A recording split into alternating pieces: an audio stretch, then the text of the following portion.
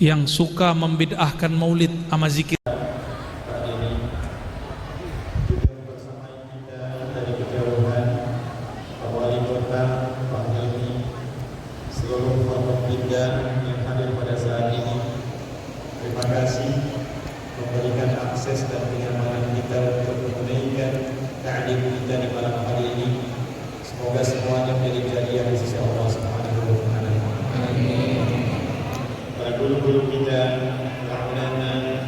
Asatidzah yang dengan kerendahan hati hadir membersamai kita malam hari ini. Semoga seluruhnya disehatkan oleh Allah Subhanahu wa taala, diluaskan ilmunya, ditingkatkan takwanya, dan diikhlaskan dalam dakwahnya, sehingga seluruh ilmu yang diajarkan mampu meresap dalam hati kita dan dapat diamalkan dalam kehidupan kita. Yang saya cintai, keluarga saya, semua tanpa kecuali jamaah sekalian yang berada di dalam dan di area masjid Taqwa ini, semoga seluruhnya senantiasa dirahmati, disayang dan diridhoi oleh Allah Subhanahu wa taala.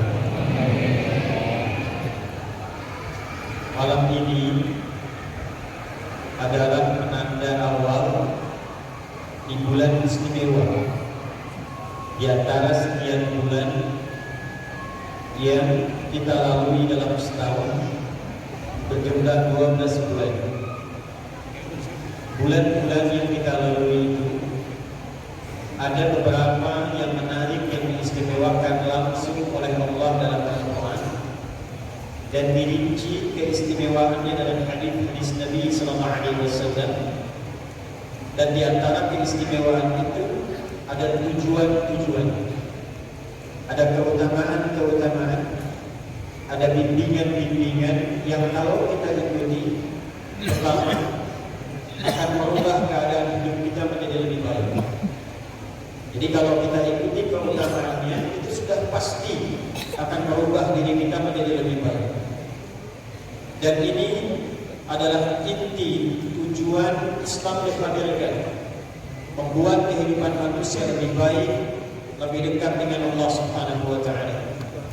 Karena itulah di era Nabi sallallahu alaihi wasallam, masyarakat jahiliyah yang tidak baik, bukan kurang baik, tapi tidak baik. Karena ada jahlun, ada jahil, ada jahiliyah. Jahlun itu sudah enggak baik. Jahilun orangnya. Kalau digabungkan orang dengan sifatnya menjadi jahiliyah.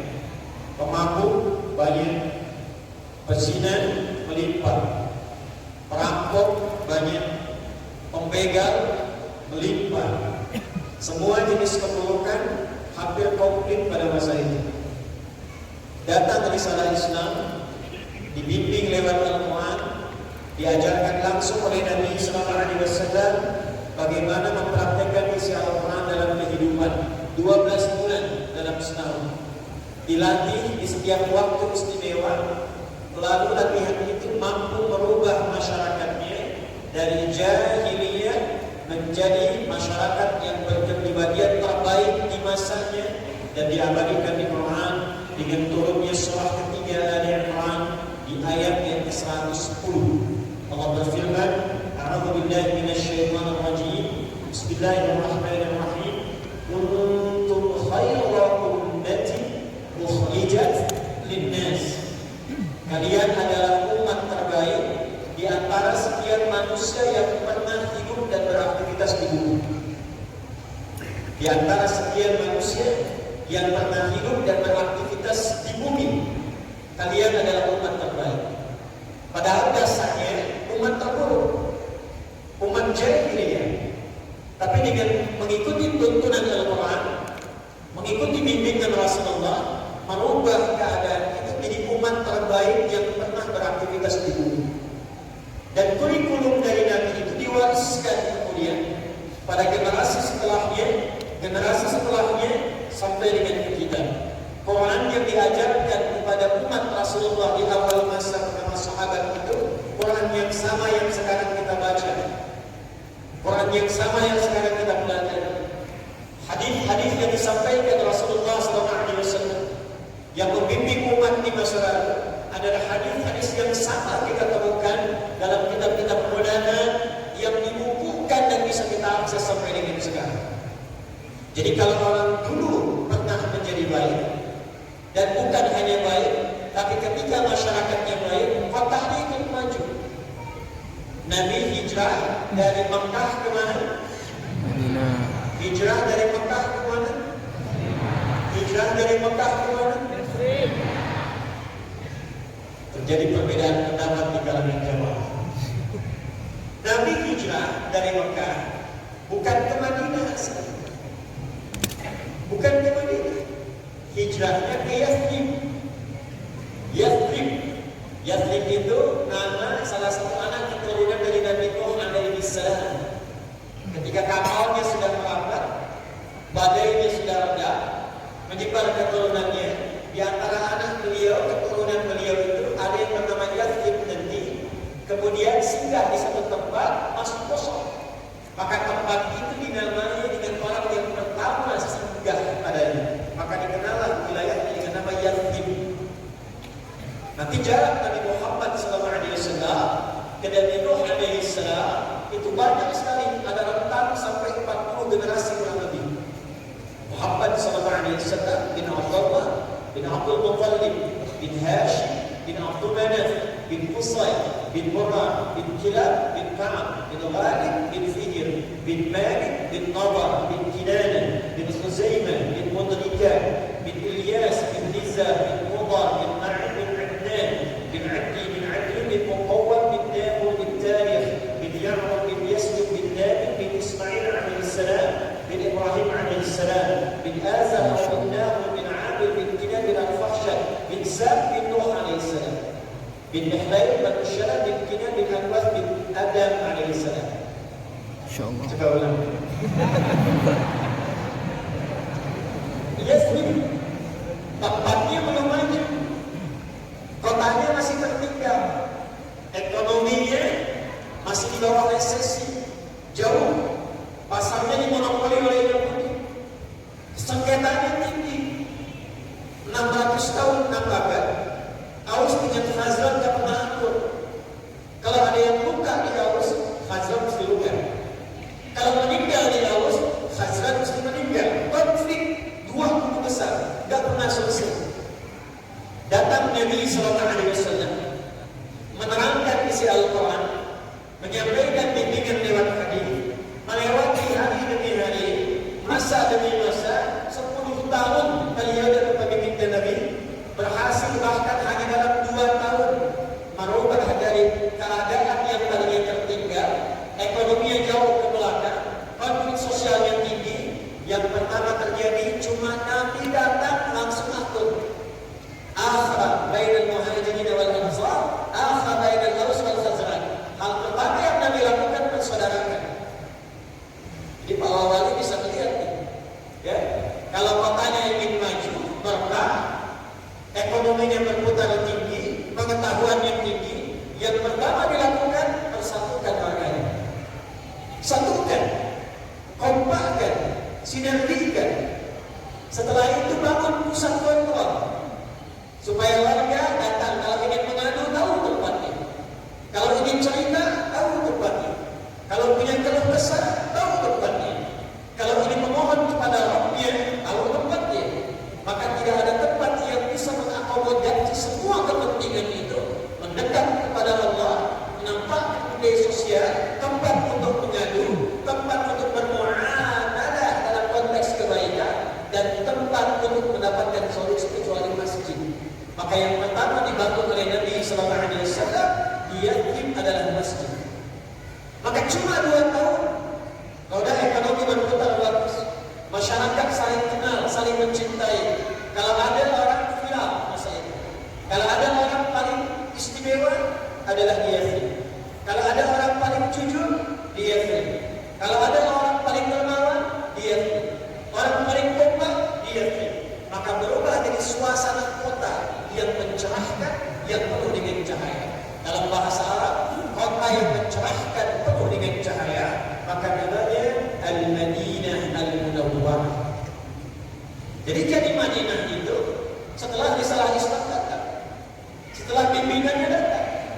Jadi kalau ada orang masuk Islam, sekali lagi, bahkan ada orang yang sudah Muslim, sudah otomatis pasti mau.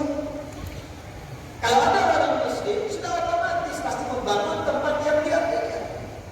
Kalau ada komunitas Muslim, sudah pasti itu tempatnya pasti bakal maju. Tapi kapan Muslim itu bisa memajukan kotanya? Kapan Muslim itu bisa jadi baik? Kapan Muslim itu bisa jadi kuat?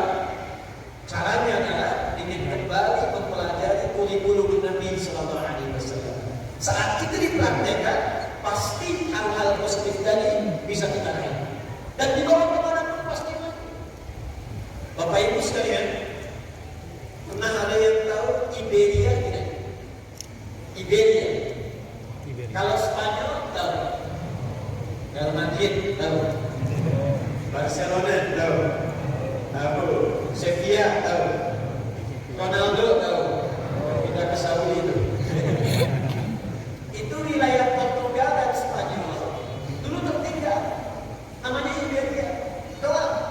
Gak ada kemajuan. Kapan itu maju? Setelah gubernur di Afrika Utara. Jadi Afrika Utara itu dulu provinsi. Provinsi dulu di masa-masa Islam itu. Ya, apa saja nanti daerahnya? Ada Mesir, ada Libya, Tunisia, Maroko, Aljazair. Itu dulu wilayahnya provinsi Afrika Utara. Dapat permintaan dari Iberia, wilayah Spanyol Portugal sekarang, minta dibantu, minta ditolong. Maka dikirimkan 10.000 orang di bawah pimpinan namanya Tuan Indonesia. Datang ke sana, dibantu, dibebaskan dari kezaliman, ditata kotanya, sampai maju 7 abad. Tidak ada kota paling indah di Spanyol pada saat itu, bahkan di Eropa, kecuali yang dikenal dengan Andalusia. Istananya, bangunan tata kota, arsitekturnya, ya sampai dengan Sevilla, di sana ada istana namanya Al-Qasr. Sampai dengan sekarang, indahnya luar biasa, arsitekturnya luar biasa, dan ditemukan banyak dana dan ilmuwan-ilmuwan besar lahirnya di Andalusia. Kapan itu datang? Saat berubah tempatnya menjadi muslim yang benar-benar muslim. Maka pada malam hari ini saya melihat, insya Allah wajah-wajahnya ini terlihat, apalagi yang dikatakan sini ya, sudah semakin bercahaya. Kenapa bulan lampu? Insya Allah dari malam hari ini kita akan belajar yang dengan pelajaran itu insya Allah akan berubah pribadian kita lebih baik dan memajukan kota yang Allah amanahkan kepada kita untuk berkehidupan di sini. Nah, tidak cukup dengan amin, kita kaji dulu ya. Baik, di antara kurikulum itu adalah kurikulum pelatihan langsung dari Allah Subhanahu wa Ta'ala yang diterapkan detailnya lewat Nabi Muhammad SAW di waktu-waktu tertentu, khususnya di beberapa waktu yang istimewa, dan kita pada malam hari ini tepat berada di hari pertama di antara sekian waktu dan bulan yang istimewa. Pelajaran kita akan memulai dengan Quran surah ke-9 At-Taubah atau Al-Baqarah ayat 36. Tafsirnya nanti ditemukan dalam Sahih Muslim nomor hadis 1675 riwayat sahabat Abu Bakar radhiyallahu taala anhu yang bernama asli sahabat Nafi' radhiyallahu taala anhu. Kita mulai dari sini, kita turunkan ayatnya, kita bedah hadisnya, lalu kita turunkan dari kurikulum kehidupan yang melatih kita selama sebulan ini sebagai persiapan ke bulan berikutnya. Dan kalau benar ini Ramadannya akan enak sekali dinikmati. Bismillahirrahmanirrahim. Quran surah ke-9 At-Taubah di ayat ke-36. A'udzu billahi minasyaitonir rajim. Bismillahirrahmanirrahim. Inna 'iddatasy syuhur 'inda Allahi 12 syahran fi kitabillah. Inna 'iddatasy syuhur. Aku tegaskan kata Allah. Bu. Kalau baca Quran, kemudian dibuka dengan kata inna, ini menunjukkan informasinya sangat penting.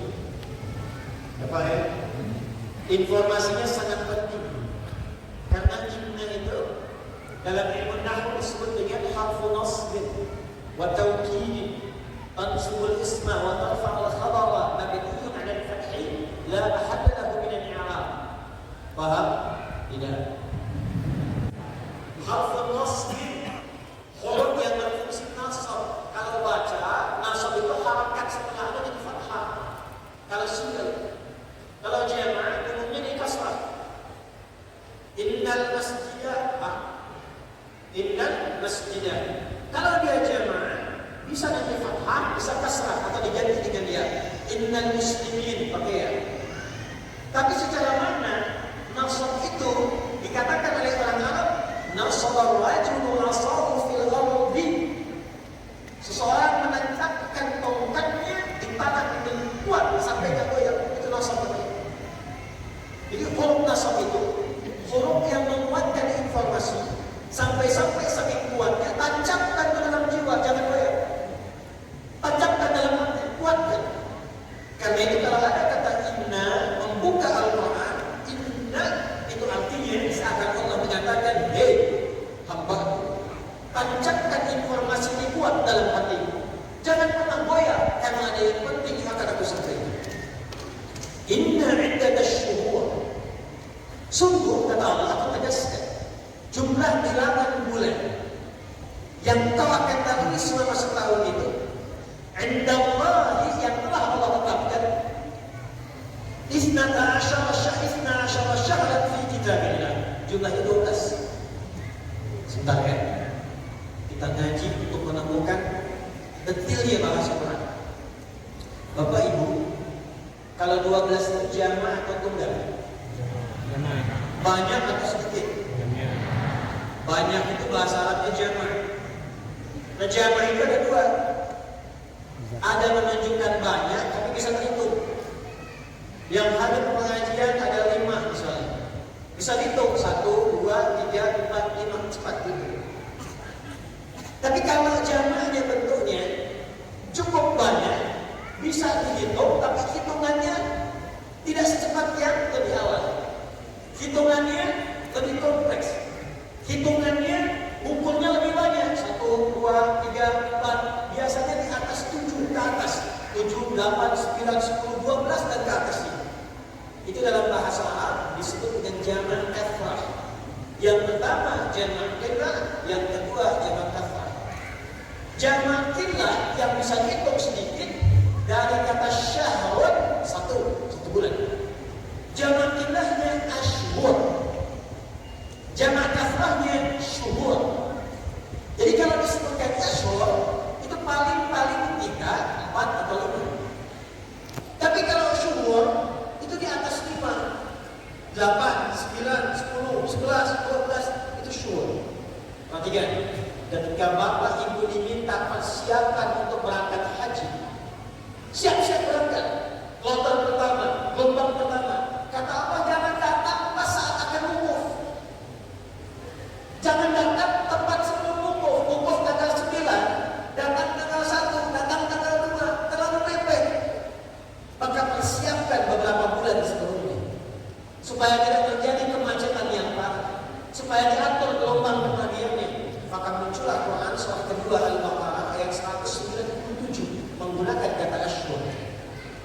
Perhatikan, al-hajju ashhurun ma'lumat, faman farada fihinna al-hajja fala rafatha wala fusuqa wala jidala fil hajj wa ma taf'alu min khairin ya'lamuhu Allah wa tazawwadu fa inna khayra az-zadi at-taqwa. Al-hajju, puncak menuju haji itu ashhurun ma'lumat, dipersiapkan beberapa bulan keberangkatannya di bulan-bulan yang sudah final. Ashhur urutkan minimal 3 bulan. Kalau bulan haji bulan 12, ulangi ketiga sebelumnya. Dzulhijjah, Dzulqa'dah, Syawal. Ramadan siapkan diri kita, Syawal sudah siapkan. Makanya gelombang pertama akhir Syawal. Pertengahan Dzulqa'dah. Nanti menjelang Dzulhijjah sudah merapat semuanya ke Arafat. Itulah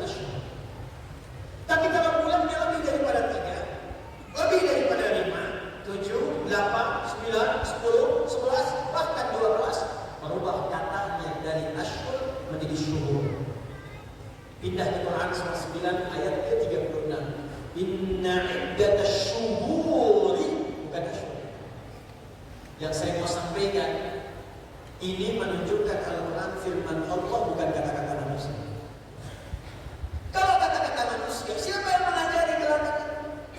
Nabi gak pernah belajar, Nabi gak pernah sekolah. Kok bisa setiap katanya sesuai dengan Al-Quran? Kok bisa setiap lafaz di dalam Al-Quran maknanya sesuai dengan kebutuhannya? Maka yang dimaksud di ayat ini bilangan lebih daripada 3, daripada 5, daripada 7, dan disebutkan tepat dalam Al-Quran. Inna iddatash syuhuri 'indallahi 12 syahran fi kitabillah.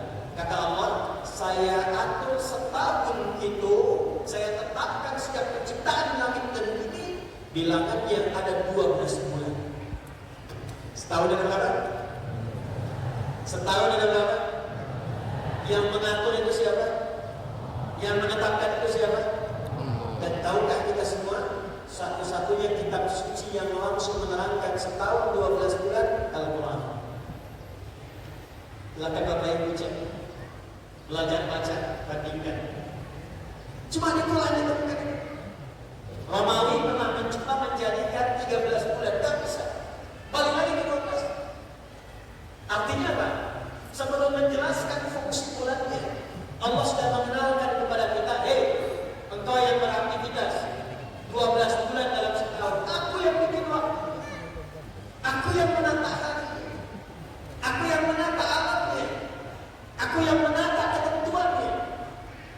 Seakan-akan Allah ingin mengatakan, kalau engkau ikuti aturanku, ini yang dilakukan di bulan ini yang dikerjakan di bulan ini yang kamu harus lakukan di waktu ini ketentuannya, ini kondisinya, baca ini, lakukan ini.